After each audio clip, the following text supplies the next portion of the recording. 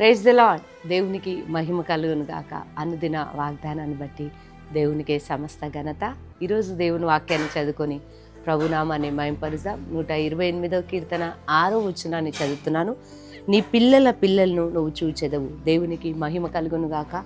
దేవుని యందు భయభక్తులు కలిగిన వారి జీవితంలో దేవుడు వారిని ఆశీర్వదిస్తాడు. వారు దీర్ఘ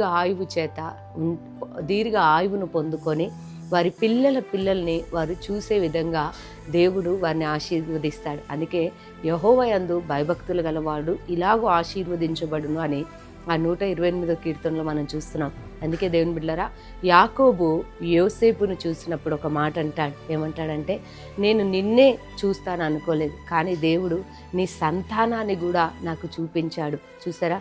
అంటే యెహోవా దేవుని యందు భయభక్తులు కలిగిన వారి జీవితాల్లో దేవుడు ఎలాంటి కార్యాలు చేస్తాడు అంటే, యోసేపును మాత్రమే కాదు, తన పిల్లల్ని కూడా చూసి ఆనందించేటట్లుగా యాకోబును దేవుడు దీవించాడు.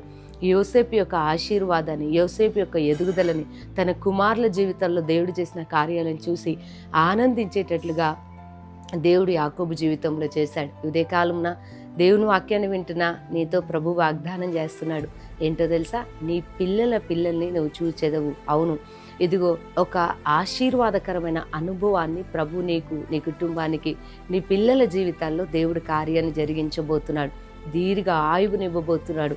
దేవుని బిడ్డలారా, వారి జీవితాల్లో దేవుడు చేసే కార్యాలను చూసి మీరు ఆనందించేటట్లుగా దేవుడు మీ పట్ల గొప్ప కార్యాలు జరిగించబోతున్నాడు. కనుక దేవుడు ఉదయకాలంలో మాట్లాడుతున్నాడు. నీ పిల్లల్ని నువ్వు చూచేద్దాం అంటే ఆశీర్వదించబోతున్నాడు, దీర్ఘాయువుని ఇవ్వబోతున్నాడు. వారు వర్ధిల్లుట, వారు విస్తరించబడుట చూచి మీరు ఆనందించేటట్లుగా దేవుడు కార్యాలు చేయబోతున్నాడు. కాబట్టి ఇప్పుడున్న పరిస్థితిని బట్టి ఆలోచించకండి. దేవుడు మీతో వాగ్దానం చేశాడు, ఆ వాగ్దానమును నెరవేర్చబోతున్నాడు. కాబట్టి నమ్మి ప్రభుని స్తుతించండి.